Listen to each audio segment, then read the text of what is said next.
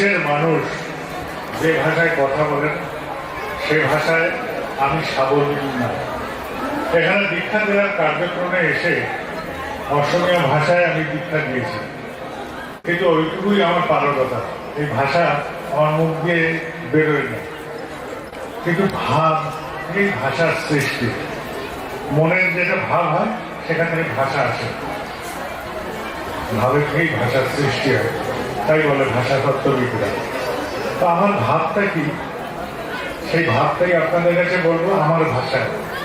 আপনারা আশা করি নিজ গুণে বুঝে নেবেন আমি কি বলতে যাচ্ছি। আশা করি আমার ভাষা আপনাদের বোঝার বাধা বা অন্তরায় হবে না, কেননা আমি এই ভাষায় সাবলীল।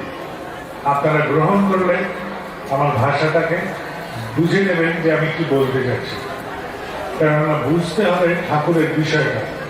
আমি যেটা ভাবছি যেরকম করে বলতে চাচ্ছি।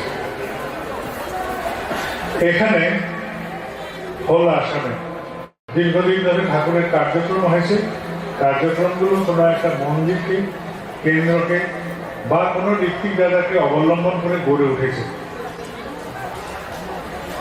যখন কেন্দ্রমন্ত্রী ছিল না, কোন একজন সৎসঙ্গী পরিবার ছিল, সেই পরিবারকে কেন্দ্র করেই সেখানে সৎসঙ্গের কার্যক্রম চলেছে। কার্যক্রম এরকম করে ডালপালা মেলতে মেলতে সেখানে সস্তনী হয়েছে, দীক্ষা বেড়েছে, কর্মী সৃষ্টি হয়েছে। সেই কর্মীকে ঘিরে এই আন্দোলন গড়ে উঠেছে। তারপর সেই কয়েকজন কর্মীরা মিলে আবার একটি মন্দির নির্মাণ করেছেন, কেন্দ্র নির্মাণ করেছেন। সেই কেন্দ্র বা মন্দিরকে ঘিরে এই আন্দোলন এগিয়ে গেছে। 2019-এ একটা নতুন আন্দোলন তৈরি হলো, কলিয়া বলে এই উৎসব। এখানে কোনো কেন্দ্র মন্দির সেই অর্থে নেই, সেখানে কোনো প্রবল ভীমকর্মা মানুষও নেই। বিশাল সমষ্টি সৎসঙ্গী এখানে কিন্তু নেই। এখানে একটা উৎসব করার ইচ্ছা আচার্যদের ইচ্ছা আছে। আচার্যদের মনে করলেন এখানে একটা উৎসব হওয়া দরকার। সমস্ত আসাম জুড়ে এই উৎসবটা যেন তৈরি হয়। কলিয়াবরের ভৌগোলিক অবস্থান একটি সুন্দর, যে সমস্ত রাস্তার সংযোগস্থল এসে এইরকম একটি জায়গায় মিলিত হচ্ছে। যে কোনো রাস্তার ক্রসিং এ আসুন, আপার আসামের দিক থেকে, লোয়ার আসামের দিক থেকে এসে এই জায়গাটা কিন্তু মিলিত হতে পারে। তো ভৌগোলিক অবস্থানগত ভাবে এই জায়গাটা নির্বাচিত তিনি করে দিলেন। এখানে উৎসব করতে গিয়ে একটা বিশাল প্রতিকূলতা, যে কে করবে দায়িত্ব নিয়ে, কারা করবে দায়িত্ব নিয়ে, কিভাবে হবে এত বিশাল উৎসব, যেটা তার ইচ্ছা। তার ইচ্ছার কথাটা আমাদের খালি মানুষের কাছে পৌঁছে দেওয়া, এটাও একটা বিশাল কার্যক্রম। যে মানুষের দরবারে গিয়ে বাড়ি থেকে পৌঁছে দেওয়া আচার্যদেবের এটা ইচ্ছা হয়েছে। ইচ্ছাটা শোনার পরে আমার ইচ্ছাটা সেই ইচ্ছার সাথে যুক্ত করতে হবে, তবে এই উৎসব। তো এই উৎসবের এই পরিস্থিতিটা বহুত কঠিন, ভীষণ কঠিন। আজকে সকাল থেকে আমি এই উৎসবে এসে বসে আছি, বহু চেনা মানুষ দেখছি। দূর থেকে হাসি বিনিময় আছে, কারোর দিকে হয়তো চোখাচোখি হলো না, তারা কিন্তু ঘুরে চলে গেলেন, প্রণাম করলেন নিজের মতন করে। এই যে এত বড় উৎসব হলো, এই গ্যাদারিং কে সামলাতে গেলে প্রশাসনিক বিশাল একটি ফোর্সের দরকার হয়। সেই ফোর্সের কাজ কি হবে, যে এই জনতাকে সামলাবে। কিন্তু এখানে দেখা গেল সেরকম করে কোনো ফোর্সের দরকার নেই, কোনো সিকিউরিটির দরকার হচ্ছে না। সবটা যেন কোথা থেকে নিয়ন্ত্রিত হচ্ছে।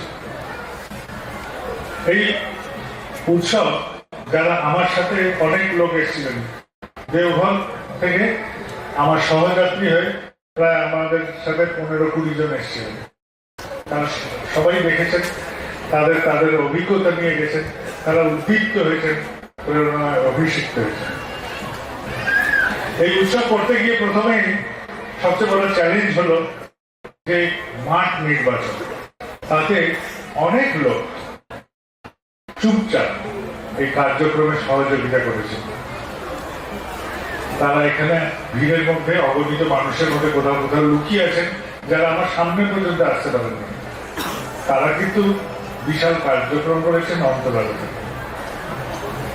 এই যে যত সব তৈরি হয়েছে, এত সব তৈরি হলো, এই সমস্তগুলো পেছনে চিন্তা ভাবনা এর জন্য একদল লোক ছিল। এই সমস্ত কিছু করতে গেলে অর্থনৈতিক একটি পরিষ্কার থাকা দরকার। আমার সবকিছু তোমার ঠাকুরের, এই তো বলা সহজ, কিন্তু এই টাকাটুকু আমার, এই বাড়িটা আমার, আমার বউটাও আমার, সবটাই আমার। তাহলে ঠাকুর তোমার জন্য কি থাকুন? আচ্ছা, আমরা বলি তো ঠাকুর সবই তোমার, কিন্তু যখন ভাগ করতে যাই ঠাকুরের ভাগে, আচ্ছা টাকাটা আমার থাকে, পরিবারটা আমার থাকে, বাড়িটা আমার থাকে, সংসারটা আমার থাকে, বাচ্চাটা আমার থাকে।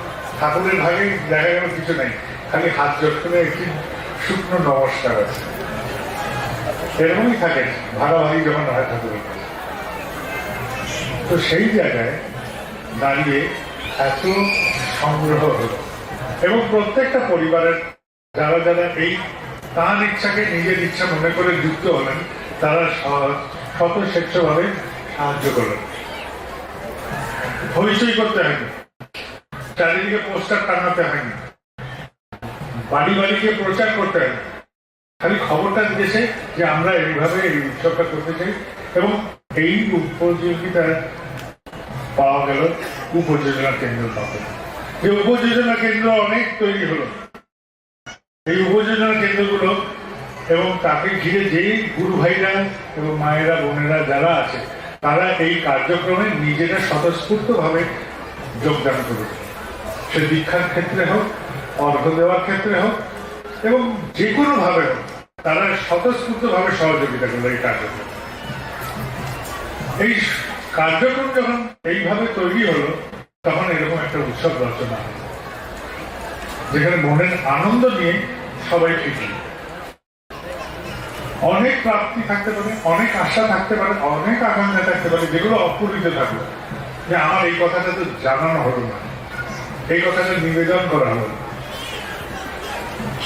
কিন্তু যদি আমি সব ভুলে তোমার জন্য আমি ঝাঁপিয়েছি 1 ঘন্টার জন্য, তাহলে তুমি আমার ইচ্ছাটাই পূরণ করে দেবে। আমার আর আমাকে নিয়ে ভাবতে হবে, যেটা বলা হলো না সেটা থাকুক হৃদয়, সেটা তাকে পূরণ করতে দেবে। বরং ভাবনা করুন তাকে, যার জন্য এই উৎসব। ঠাকুর তোমার জন্য এই উৎসব। আচার্যদের ইচ্ছা হয়েছিল এখানে উৎসব করার, আমরা সেই উৎসবে সামিল হলাম, এই উৎসবের আনন্দ পেতে হলাম। কত কথা থাকলো হৃদয়ে, যেগুলো থাকলো বলা গেল না এই উৎসবের ভিড়ের মধ্যে এসে, সেগুলো আপনারা মনে চেপে রাখেন, বলুন যা, এটা ঠাকুর তোমার দায়িত্ব, আমি তোমাকে নিয়ে ভাবি। ভাববার যিনি ভাবছেন তিনি, তুমি ভাবো তাকে।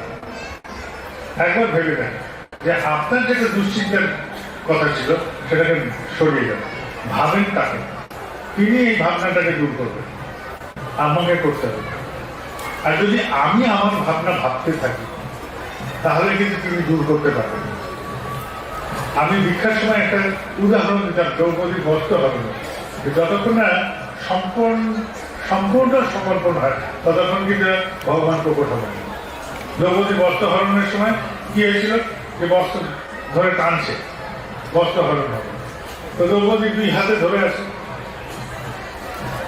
উপায় নেই। কিন্তু দুষ্ট সে টেনেই যাচ্ছে, কাপড় খুলে দেবে, একটি মহিলা বেআব্রু হবে সবার সামনে। তখন সে 1 হাত ছেড়ে দিয়ে বলছে কৃষ্ণ রক্ষা করে, তা কখনো নিস্তার নেই। যখন বলছে 2 হাত ছেড়ে যে কৃষ্ণ রক্ষা করো, তখন কিন্তু কাপড় আসা ছিল, তাই বলে মহান। সম্পূর্ণ সমর্পণ হলে তখন তিনি প্রকটিত হয়। তো এই প্রকট হওয়ার উপায়টা তাকে করে দিতে হবে। তাকে তো আমি পেয়েছি জীবন, কিন্তু তাকে প্রকট করে দিতে হবে। ভগবান কোনো বাবাইকার মধ্যে নেই, ভগবান আমাদের সবার মধ্যে আছে, সবার মধ্যে। ভগবানের বাবাইকার মধ্যে খেয়ে কাজ নেই, একটা বাবাইকা পেয়েছেন, তার মধ্যে বসে থাকবেন, ওইটুকু জিনিস নেই। তিনি এখানে যত প্রাণ দেখছে, যত যা কিছু দেখছে, যেটাকে অপ্রাণ বলি তার মধ্যেও আছে, স্থবির তার মধ্যেও আছেন, চলচ্ছি তার মধ্যেও আছেন, আমার মতো মানুষ সবার মধ্যে আছে। ওই জীবজন্তু, গাড়ি ঘোড়া, গোবর যা কিছু আছে, সবচেয়ে নোংরা যেটা বাথরুম, সেখানেও তিনি আছেন, সর্বত্র বিরাজমান সর্বত্র। এবার কি করে হয়, যখন মাখন তোলা হয় এরকম করে ঘোটা ঘুরলে আস্তে আস্তে মাখনের উত্থান হয়। তা আমার জীবনে এরকম করে যখনই আমি ঘূর্ণন করি তখন ঠাকুর জাগ্রত হবেন, ঈশ্বর জাগ্রত হবে। ঈশ্বর এইভাবে প্রকট হয় তাহলে নিয়মিত চর্চার মধ্যে। নিয়মিত চর্চার জন্য আমাদের কি করতে হবে, আমরা একটা প্ল্যান করলাম, আমরা একটা ভাবনা করলাম। এখানে আজকে বহু ঋত্বিক দাদা বললেন আমার এত দীক্ষা হয়েছে, অত দীক্ষা হয়েছে। সংখ্যাটা আমার কাছে নগণ্য, সংখ্যা দিয়ে আমরা কাজ করবো না। আমরা কাজ করবো কতটা মানুষ মোবাইলাইজ হলো, কত মানুষ এই কার্যক্রমে সামিল হলো। এই যে সব ভুলে তোমাকে নিয়ে ভাবি এইরকম করার জন্যই যাবেন। আমি সব ভুলে গেছি, আমার যে দোকানদার আছে তাকে আমি ঠাকুরের কথা বলি, আমি যেখানে যাই সেখানে ঠাকুরের কথা বলি। এই উপযোজনা কেন্দ্র যেগুলো আছে, আমরা প্রত্যেকটা উপযোজনা কেন্দ্র একটা হেলদি কম্পিটিশনে চলে যাই, যে আমার এখানে 2 জন গুরু ভাই আছি, আমরা এই 2 জন মিলে আমার এই জায়গাটাকে টোটাল ট্রান্সফর্ম করবো, ঠাকুরের জায়গা করবো। বিলিভ করেন, বিশ্বাস করেন, নিজেকে বিশ্বাস করেন যে আমি পারবো, আগে বিশ্বাস করেন যে আমার দ্বারা হবে। এই বিশ্বাসটা যেদিন করবেন সেদিন আপনি কার্যক্রমে নামবেন, আপনার সব সিদ্ধকাম হবে, সেটা আপনার হবেই হবে। আপনার খালি ইচ্ছাটা দরকার যে আমি করবো, এই ইচ্ছাটাকে খালি প্রকল্প করেন, তার ইচ্ছার সাথে আপনার ইচ্ছা মিলে গেলেই একদম কার্যক্রম হবে। আচার্যদেবের ইচ্ছা আছে এখানে উৎসব করেন, আমার ইচ্ছা তার সাথে যুক্ত করলাম, এই উৎসব হলো। আমার ইচ্ছাটাকে আমি এর সাথে যুক্ত করতাম না, এই উৎসব হতো না। তাহলে তার ইচ্ছার সাথে আমার ইচ্ছাকে যুক্ত করতে হবে। তো এই উপযোজনা কেন্দ্র যেগুলো আছে, যত যেখানে যেখানে যেখানে যতগুলো আছে, এই ব্রহ্মপুত্র উপত্যকায় হোক, আমাদের বরাক উপত্যকায় হোক, বা পার্শ্ববর্তী যেসব রাজ্য সকলগুলো আছে সেখানেও যেসব উপযোজনা কেন্দ্রগুলো আছে, যারা যারা সেই অঞ্চল থেকে এখানে আজকে উপস্থিত আছে, প্রত্যেকটা উপযোজনা কেন্দ্র তাদের তাদের ঘরে ঘরে ঠাকুরকে আগে আবশ্যক সংখ্যা যেন আমার পরিবারের সংখ্যা না হয়, পরিবার জনের হয় আমার সংখ্যা যেন 6 হয়, কারণ ঠাকুরও আমার সাথে আছে। আমার পরিবার যদি 4 জনের হয় তাহলে সদস্য সংখ্যা যেন 5 হয়, কারণ ঠাকুর আর আমরা 4 জন। এইরকম বলবো আমার সাথে আমার ঠাকুর থাকবে, আমার পরিবারের সাথে, আমার ঘরের মধ্যে থাকবে, আমার সাথে তিনি থাকবেন, আমার সাথে তিনি খাবেন, আমার সাথে তিনি শোবেন, আমি তার সাথে কমিউনিকেট করবো, কথা বলবো, অন্তর থেকে কথা বলবো। কথা বলে দেখেন, দেখবে যে মনে আনন্দ পাবে। আনন্দটা তো পাওয়াটা নিয়ে কথা, আনন্দটা পাওয়া নিয়ে কথা। আমাদের এখানে কত কর্মী আমাকে আজকে বলে এই কাজ করছি, এবার আরেকটা কাজের ব্যস্ত হবে। কি কাজ না ব্যবসায়ের কাজ। তাহলে ব্যবসায়ী যদি করবি তাহলে ঠাকুরের কাজ করছিস, কোনটা করবি আগে ঠিক কর, কোনটা আমি করতে চাই। ওই ব্যবসায়ীরা তোর কাছে ছুটে আসবে। আমি সততার সাথে যদি ঠাকুরের হই তাহলে মানুষ কিন্তু আমাকে বহন করবে, আমার খাওয়া পড়া নিয়ে আমাকে চিন্তা করতে হবে। গৌরাঙ্গ পাল আসামের একটি মানুষ, বরাক অঞ্চলে থাকতেন, তিনি আশ্রমবাসী হয়েছেন। তার কাছে কিছু টাকা আছে, তিনি গেছেন ঠাকুর ঘরে আর ভাবছেন এই মাত্র কটা টাকা দিয়ে এবার সংসারটা চালাবো কি করে। ভাবনা, ঠাকুর ডাকছেন আর এরকম করে ইশারা করে করে ডাকছেন। আরে পরম পূজা বসে আছেন চৌকির মধ্যে, সে এগিয়ে এসে একটু দূর থেকে বলছে আরো ঠাকুর, বলছে আরো কাছে, করতে করতে একদম ঠাকুরের গায়ের কাছে ডেকে এনেছেন ঠাকুর। বলছে আমাকে একটা আদলা দে। আদলা মানে সোনার আদুলি, তখনকার দিনের দাম। ওনার যা পকেটে পয়সা ছিল তার মধ্যেই ছিল, সোনার এত দাম ছিল না সেই বাজারে। উনি বাজারে গেলেন, সেটা নিয়ে এসে ঠাকুরের কাছে উপস্থিত হলেন। যা টাকা ছিল, যেটা নিয়ে উনি ভাবছিলেন যে এবার চলবে কি করে, সমস্ত টাকা ঠাকুর তার বের করে দিলেন। ওই একটা আদলা ছিল, সমস্ত সে জিরো, ব্যালেন্স জিরো হয়ে গেল। যদি ব্যালেন্স জিরো ব্যালেন্স করে ঠাকুরের কাছে এসে ওই আদলাটা দিলেন। শোনা। বাড়ি ফিরে দেখছেন বাড়ি ভর্তি তার মাসকাবাড়ি বাজার করে আছে, সবজি, চাল, ডাল। বলে কি না, ওখানকার কোন গুরু ভাই ওরা এসেছিল যে গৌরাঙ্গ এখন আশ্রমে থাকেন, ওনার চলতে গেলে চলবে কি করে, চলো বাজার করে দিয়ে যাই ওনার বাড়িতে। নিজেরা স্বতঃস্ফূর্ত হবে, ঠাকুরও বলে দেননি কাউকে যে ওকে দেওয়ার জন্য, বা গৌরাঙ্গও চাননি কাউকে। পরম পিতা এইভাবে মঞ্জুর করে, পরম পিতা সব মঞ্জুর করবেন, আমি চাও না তার কাছে, তিনি মঞ্জুর করবেন। কপিলাবস্তু রাজকুমার গৌতম তার এই সমস্ত কারণের কারণ খোঁজার ইচ্ছা, যা কিছু হয়েছে সমাজে এর কারণ কি, এই কারণ অভিমুখী তার সাধনা। কারণটা এই কারণ অভিমুখী সাধনায় তিনি লিপ্ত করে। তার শরীর অশক্ত, শরীর আর চলছে না, শরীরের গতিশীলতা নেই, স্থবির হয়ে যাচ্ছে, ক্ষুধায় শরীর কাতর হয়ে গেছে। কপিলাবস্তু রাজকুমার গৌতম জঙ্গলের মধ্যে তপস্যায় রত, তার সাথে আরো কয়েকজন বসে আছে, তারাও তপস্যা করছে। এখন জগৎ কি সেটাই তাদের খোঁজ, জগৎ কারণের খোঁজ। শরীর যখন অসফল হঠাৎ কোন এক গৃহস্থ নারী পায়েস বানিয়ে নিয়ে, পরমান্ন বানিয়ে নিয়ে গিয়ে জঙ্গলে তাকে পরমান্ন খাইয়েছে। এই যে জঙ্গলে পরমান্ন খাওয়ালো, কেউ তাকে বলে দেয়নি। কোন তার বাড়ির পার্শ্ববর্তী লোককে যদি কিছু রান্নাও করে, পাশের লোককে দেবে। জঙ্গলে কে পড়ে আছে, কি করে জানবে, সেই পৌঁছে গেলে জঙ্গলে গিয়ে খাইয়েছে। তাহলে ঈশ্বর এইভাবে মঞ্জুর করে। আর সেই খেয়ে গৌতমের দেহ হল, সে এই সাধনায় এগিয়ে গেল, বৌদ্ধত্ব প্রাপ্ত হলো, গৌতম বুদ্ধ নামে সর্বত্র পরিচিত হল। কিন্তু এই সুজাতা খেয়ে দিয়ে কি কাজ ছিল না, তার পরিবেশে কাউকে না খাইয়ে হঠাৎ জঙ্গলে কোন একজন অচেনা লোক তপস্যায় রত, তাকে গিয়ে খাইয়ে আসবেন। এটাই ঈশ্বর মঞ্জুর করে, এটাই ডিভাইন পলিসি ঈশ্বর। তিনি আমাদের সবার জন্য সবকিছু মঞ্জুর করে রেখেছেন, খালি আমি তোমাকে না চেয়ে অন্যকে যখন চাই টিউনিং হবে না। আমার কোম্পানির টাওয়ারের সাথে সিম ভরে নিলাম, টাকা ভরলাম, মোবাইলে কথা বলছি, চলবে। কোম্পানির টাওয়ার আছে, মোবাইল আছে, সিম কার্ড নাই কোম্পানি, চলবে? চলবে। তাহলে কানেকশনের জন্য ব্যবস্থা করতে হবে, তোমাকেই আমি চাই, তোমাকেই চাই। আবার একটা অঞ্চল যেখানে একটি নির্দিষ্ট কোম্পানির টাওয়ার আছে, অন্য কোনো কোম্পানির নেই, সেখানে সেই কোম্পানির টাওয়ারের যে সিট সেটাই চলবে, অন্য কোনো চলবে না। চলবে? চলবে। কেননা ওই কোম্পানির সাথেই যুক্ত হতে হবে। তাহলে ঈশ্বরের সাথে যুক্ত করতেই হবে আমাদের, আগে এটাই প্রথম থাকতে।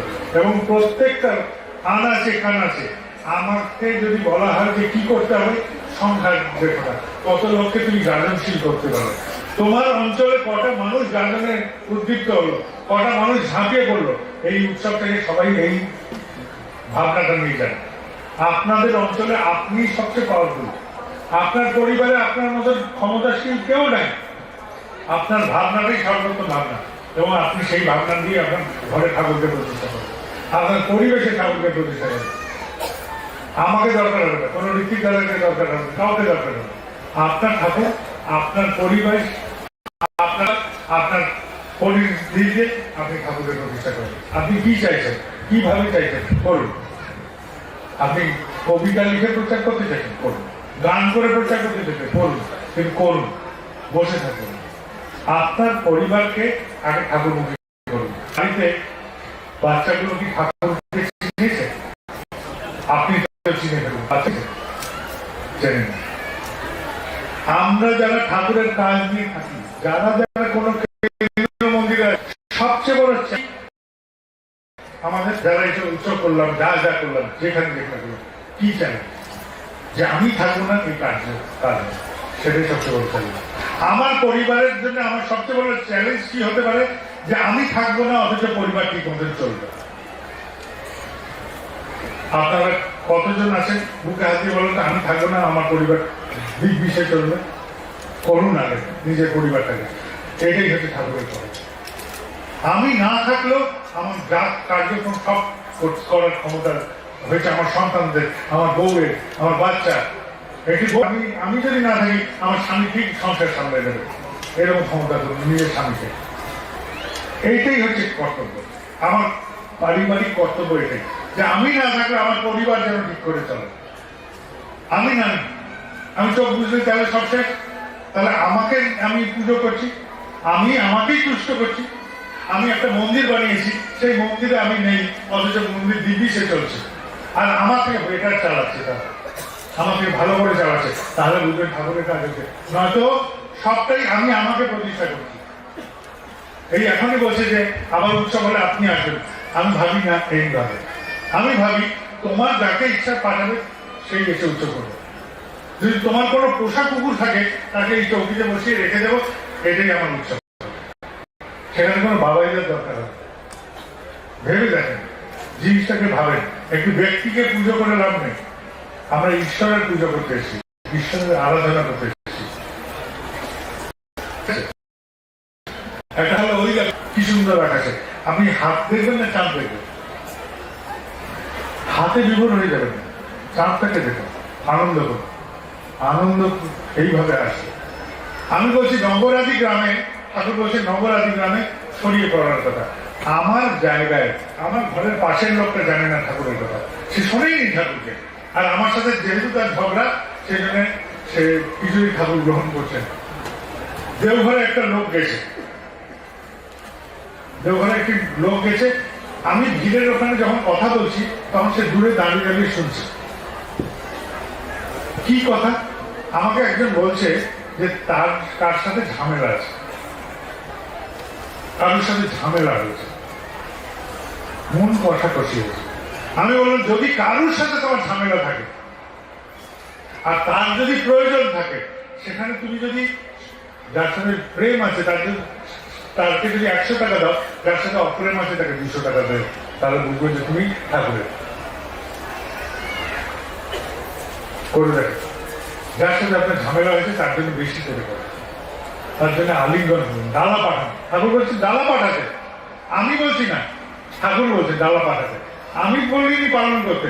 একটি সাহেব আমেরিকায় থাকে, সে ডাক্তার দেখাতে গেছে, ডাক্তার মুখ টুক বিষ করে আছে। তার বিষ মুখ দেখে জিজ্ঞেস করছে যে তোমার কি হয়েছে, তোমার মুখটা এরকম করে। তখন বলছি যে আর বলছে আমার প্রতিবেশী যে সে একটা কুকুর পালন করেছে, তার ঢেউ ঢেউলে চোখে আমার মাথা গরম হয়ে গেছে, আর মনে হচ্ছে গিয়ে মাথা ফাটায়। আমেরিকা বসে যে পেশেন্ট, সে হচ্ছে গুরু ভাই। সে পেশেন্ট বলছে যে ভাই আমি একজনকে গুরু ধরেছি, যাকে গুরু ধরেছি তিনি বলেছেন একজন ডালা পাঠাতে, তুমি একটা করে দেখো। সে তার ডাক্তারকেই একটা সাজেস্ট করে চলে গেল। ডাক্তারবাবু যেটা শুনলেন, কিছুদিন পরে আবার সে পেশেন্ট, আমাদের ঠাকুরের কর্মী, তিনি গেছেন আমেরিকায়। তিনি গিয়ে বলছেন যে কি খবর, তোমাকে আজকে তো বেশ ব্রাইট দেখাচ্ছে, চকচকে দেখাচ্ছে। আমি বলছি যে ভাই তোমার কথাটা সাংঘাতিক মিরাকলের মতন কাজ করেছে। তুমি বলে ডালা পাঠাতে, আমি তো ডালা পাঠালাম, প্লাস কুকুরের খাবার টাবারও সব দিয়ে দিয়েছি। আর দেখি আমার প্রতিবেশীর সাথে একদম সাংঘাতিক ভাব হয়ে গেল, আর যে ঝগড়া ঝামেলা ছিল সব কেটে গেল, সব আনন্দে ভরে গেল, আমার ঝামেলা মিটে গেল। তাহলে ঠাকুরের কথা একটা অদীক্ষিত লোক পালন করছে, তারও রেজাল্ট আসবেই আসবে। আর আমি তো দীক্ষিত, আমি তো সবসময় করবো একটি কথা, তার কথা বারে বারে পালন করবো, বারে বারে পালন করতে হবে, নিত্য পালন করবো, তাহলেই আমার প্রাপ্তি। নিত্য করতে হবে, নিত্য প্রাপ্তি হবে। একটি কথা শুনবো, একটি পাবো। 1000 কথা শুনবো, 1000টা পাবো। লাখ কথা শুনবো, লাখ লাখ পাবো। আমি পূর্ণ হয়ে থাকবো, আমার কোথাও সব অপূর্ণ। আমাকে একজন বলছিল দুঃখ কষ্টের কথা। আমি বলি এই দুঃখ কষ্ট বলে কি বুঝিস, কি বুঝিস দুঃখ কষ্টের কথা? কখনো বাপ হয়ে বুঝেছিস যে ছেলে মরলে কিরকম লাগে? এটি বাপ, তার ছেলে মারা গেল চোখের সামনে, কিরকম কষ্ট হতে পারে? বলে পত্নী বিয়োগ কেমন হয় জানিস? একটা লোকের পত্নী মারা গেল, ছেলে মারা গেল, জানিস না? একটা যুবক ছেলে মারা গেল, কিরকম হয় জানিস? পরিবারে একজন তাকে ছেড়ে দিয়ে চলে গেল, কেমন হয় জানিস? কারোর ভাই তাকে ছেড়ে দিয়ে বিচ্ছিন্ন হয়ে গেল, কেমন হয় জানিস? না।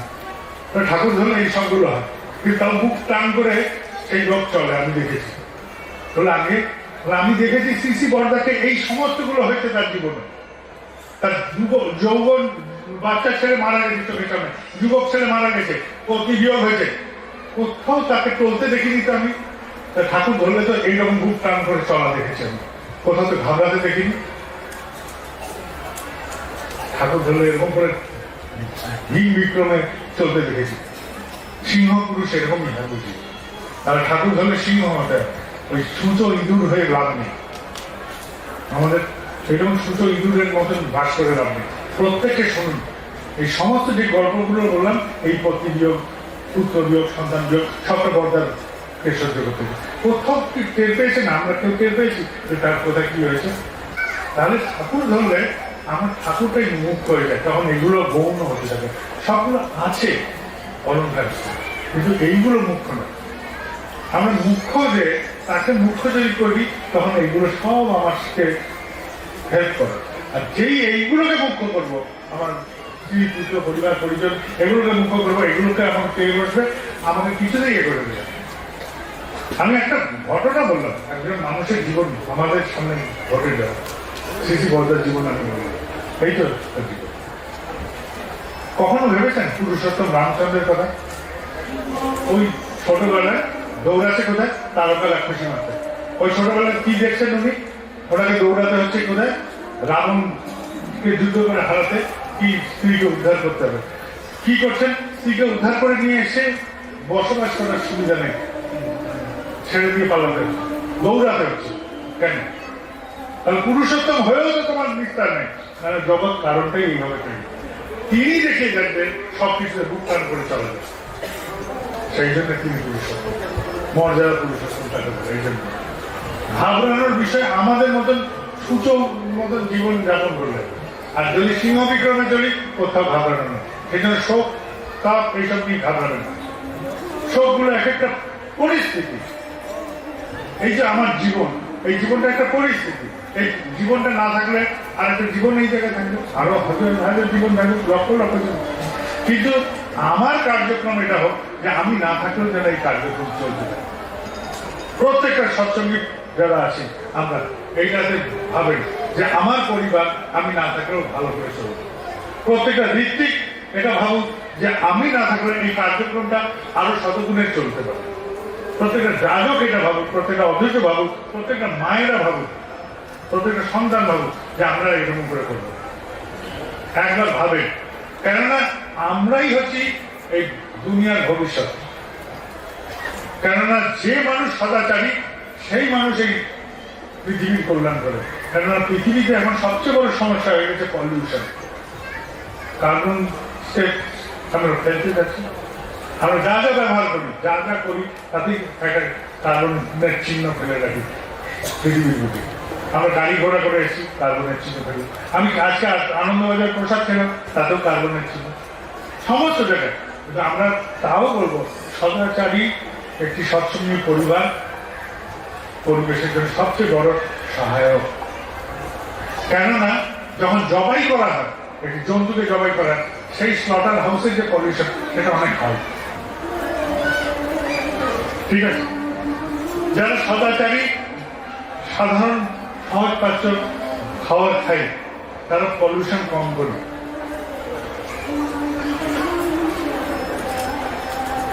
তাহলে ঠাকুর যেটা বলছেন সেটা এই পৃথিবীর জন্যই মঙ্গলজনক। আমি অন্যভাবে ভাবলাম, বিজ্ঞানের দিক থেকে ভাবলাম যে আমরা পলিউশন কম করছি, এটাই তো বিজ্ঞান। বিজ্ঞান তো তাই চাইছে আমার কাছে কত কম পলিউশন করতে পারো তুমি, ঠিক আছে? এটাকে ভাবে, এই ভাবনাটাকে আমার পরিবার সুস্থ সুন্দর হোক। আপনাদের আমাদের ঘর বাড়িতে কখনো দেখেছেন কতগুলো জিনিস আমরা জমিয়ে রাখি যে লাগবে ভেবে, আর ধুলোর মধ্যে ধুলো আবর্জনা হয়ে পড়ে থাকে, কিন্তু ব্যবহার হলো না, ঘর নোংরা হয়ে পড়ে থাকলো। কখনো ভেবে দেখেছেন কত হত দরিদ্র আছে, কাগজগুলো দিয়ে দিলে ওরা ঠোঙা বানিয়ে চলতে পারে? কত কাপড় আছে একদম দুস্থ, আমি গিয়ে তাকে দিয়ে দিতে পারি, তো আলমারি বোঝাই করার কি দরকার আছে আমার? কি দরকার আছে আমার 14 ঘন্টা জুতোর? যখন 2-4টা আমার চলে যাচ্ছে, তাহলে 1400 জুতোর কে দরকার? যেহেতু পয়সা আছে, 4টে ঘড়ি, 5টা চশমা, 18টা আংটি, 19টা মালা, এসব কি দরকার? সবটা আমাকেই সাজাচ্ছি, জগতের জন্য আমার কি দিয়ে দেওয়া হবে? নিজেকে কম করুন, নিজের চাহিদাকে কম করুন, তবে সুখী থাকবে। অর্ডার দিয়ে দাও, সুখ আসবে, যার ওইটা পূরণ না। আমার মন যতক্ষণ না যে অবস্থায় আমি আছি তাতে রাজি থাকি, ততক্ষণ সুখ আসবে। এই মন জগৎটাই হচ্ছে সুখের জায়গা। এই মন, আমার মন যেই মুহূর্তে চাইবে যে আমি যে অবস্থায় আছি সেটাতে আমি সুখী, তার সে কেউ তাকে অসুখী করতে পারবে না। আমি নুন ভাত খাই, মুখ টান করে না, আমার দরকার নেই। তুমি 5 পদ খাচ্ছ, তুমি তোমার 5 পদের ক্ষমতা আছে, ইচ্ছা আছে, লালসা আছে, তাই তুমি খাচ্ছ। আর আমার এই নুন ভাতটাতে আমি গর্বের সাথে খাচ্ছি, এটা করবো। কেননা প্রতিস্পর্ধা, যে ওরটা কি আমারটা কি, আমার জামাটা কি কোম্পানির, ওরটা ব্র্যান্ডের, দরকার কি? আমার ঘড়িটার কি দাম, ওর ঘড়িটার কি দাম? এই ঘড়ির দাম, এটা কি ট্যাগ লাগিয়ে লাগিয়ে ঘুরবো? কে দেখে যাচ্ছে আমার ঘড়ির কথা? আমি খালি আনন্দ পাচ্ছি। আর আমি যে ঘড়িটা পাবো দামি, তার থেকে আরেকটা কেউ পড়বে তার থেকে দামি, তো আমি তার সাথে আবার কম্পিটিশন লাগাবো।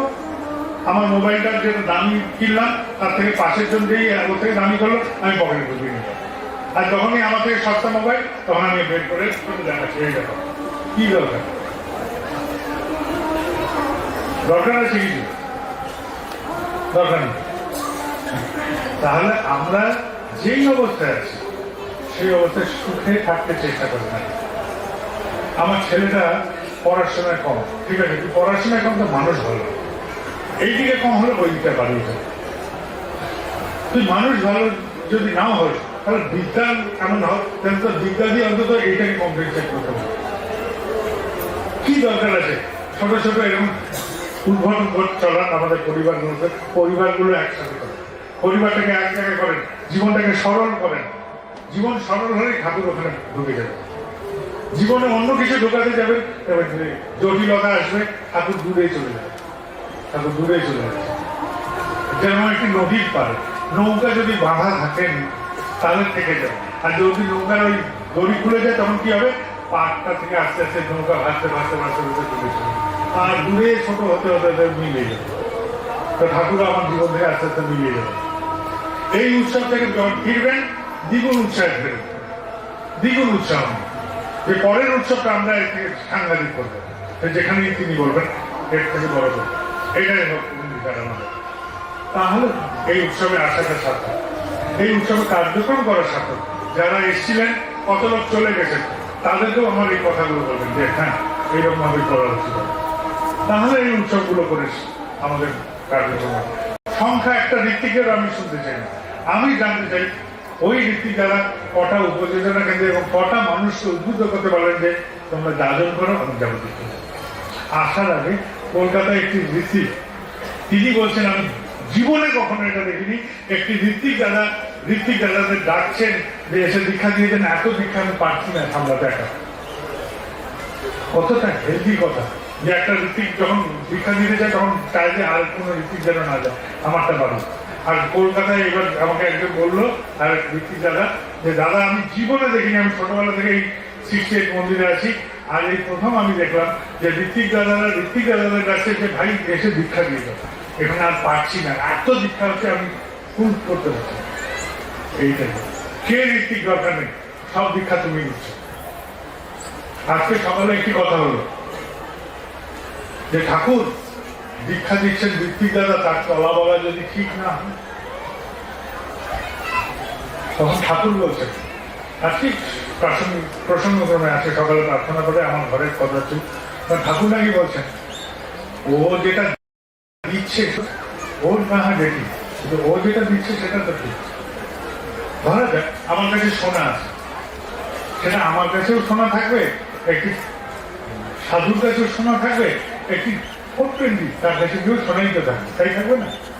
তাহলে দীক্ষাটা তো ঠিক, দীক্ষাটা তো যেই দিক সেটা দিচ্ছে না, দিচ্ছে ঠাকুরের দীক্ষাটা, আমি দিক যেই দিক সে দীক্ষা কিন্তু তিনি সেটা ঠিক অমৌলিক। আমি আজকে এখানে প্রার্থনা সবাই প্রার্থনা করবো, করেই বেরিয়ে যাব। আমি আচার্যদেবের নির্দেশে আমি এখানে এলাম, আমি বিপুল আনন্দ নিয়ে গেলাম, অঢেল, মন ভরে যাওয়ার মতন আনন্দ। এখানে রাজ্যের বিশিষ্ট জন্য এসছেন, সাধারণরা এসছেন। আমি সবার সাথে সমানভাবে থাকার চেষ্টা করেছি, যেটুকু সময় এখানে থাকতে পারলাম।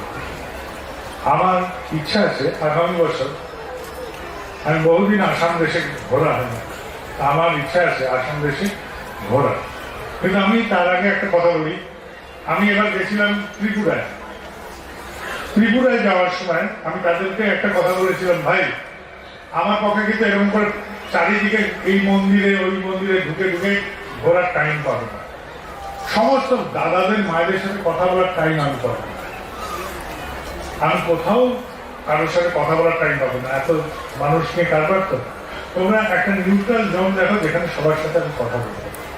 ওরা বিভিন্ন জায়গায় ব্যবস্থা করেছে, যতগুলো উপজেলার কেন্দ্র ছিল ওইখানে সমস্ত দাদাদের মায়েদের ওরা একত্রিত করবে, যারা পরিচালনা করছেন এবং ওই উপজেলার কেন্দ্রে যারা সক্রিয়ভাবে কাজ করছেন তাদের লিস্ট তৈরি করে করে এবং টোটাল উপজেলার কেন্দ্রগুলোকে আগে সার্ভে করবেন যে কতজন আছেন দীক্ষিত, কতজন দীক্ষা নিয়েছিলেন এবং কতজন নিষ্ঠা সহকারে করছেন, কতজন করছেন, সমস্তটাকে ওখানে সার্ভে করে রেখেছিলেন। আমি ওখানে কারোর সাথে কথা বলিনি, একজনের সাথেও কথা বলিনি, আমি খালি আমার কথাটা তুলে ধরলাম।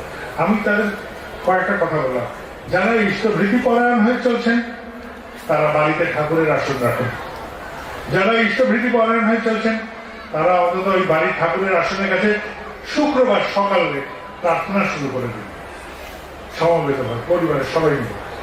যারা নিষ্ঠা ভাবে ইষ্টভৃতি করে চলছেন তারা ঠাকুরের আসন প্রার্থনার সাথে 5 মিনিট নাম ধ্যানের চেষ্টা করুন। যারা ইষ্টভৃতি পরায়ণ হয়ে চলছেন তারা সত্যানুসরণের একটা অক্ষর হলেও করুন এবং সেটাকে চরিত্রগত করার চেষ্টা করুন। এই ছোট ছোট কাজ, ঠিক আছে, এই কাজগুলো করুন। তারপরে এই পরিবারকে দিয়ে বলুন একজন হলো ইষ্টভৃতি, একজন হলো যাজন করে দীক্ষা দেয় এবং তাদের নাম রেজিস্টারে রাখুন। যেমন ইষ্টভৃতির রেজিস্টার আছে, যাজনের রেজিস্টার প্রত্যেকটা উপজেলার মধ্যে, এবং কে ঋত্বিক দিলেন, কোথায় দিলেন, কিভাবে দিলেন সেরকম দিলেন। এইভাবে জিনিসটা ছড়ায় তলা থেকে, ওপর থেকে এসে না, এবার তলা থেকে কাজ।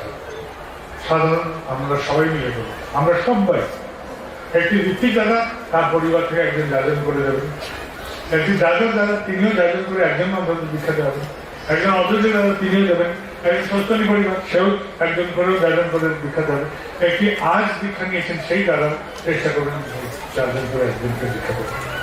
এইভাবে প্রত্যেক পরিধিতে যাজন করে। এই পরিবার যখন যাজন ইষ্টভৃতি পরায়ণ হয়ে চলবে, কেননা তার বাড়িতে ঠাকুরের আসন হলো, প্রার্থনা হচ্ছে, নাম ধ্যানও করছে, সত্যানুসরণ পাঠ করে চরিত্রগত করার চেষ্টা করছে, যাজন করছে, নিয়মিত ইষ্টভৃতি করছে, তাহলে যাজন ইষ্টভৃতি তিনটেই চলবে।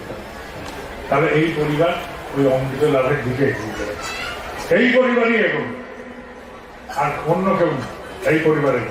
তারপর আমি কি বলে এলাম তাদের দায়িত্ব, এই পরিবারগুলোকে যে তোমরা এবার চেষ্টা করো, যারা যারা দীক্ষা নিয়েছিল, যারা যারা ইষ্টভৃতি করছে তোমরা চেষ্টা করো, যারা যারা দীক্ষা নিয়েছিল অথচ ইষ্টভৃতি করছে না তাদেরকে আবার জাগাও, আবার বাড়িতে যাও, তাদের সাথে কথা বলো, কথা বলে তাদেরকে কোনো জাগ্রত করো। এই জাগরণ কি হলো যে তারা ঘরে ঘরে যাওয়া শুরু করলো। কত পুরোনো দিনের দীক্ষা নিয়ে তাদের সাথে আবার ইন্টারাক্ট হলো। কেন ছেড়েছেন? আমার একটা অসহ্য করেছিল, তারপরে আর করার নেই। কেন ছেড়েছেন? আমার ট্রান্সফার হয়ে গেছিল, ওখানে কোথায় ইস্যুদিন জমা দেবো বুঝতে পারিনি, বন্ধ হয়ে গেছে। কেন ছেড়েছেন? কোথায় পাঠাতে হবে, কিভাবে পাঠাতে হবে ভুলে গেছি। কেন ছেড়েছেন? ঋত্বিকের নাম মনে নেই। কেন ছেড়েছেন? এইরকম ছোট ছোট জিনিস। আবার চাঙ্গা, আবার অধিকার, আবার হয়। আমি বললাম ঋত্বিকের নাম মনে নেই, সব মনে আছে, তাহলে আচার্যদেবের নামে পাঠিয়ে দাও ঋত্বিকে, কোনো অসুবিধা নেই।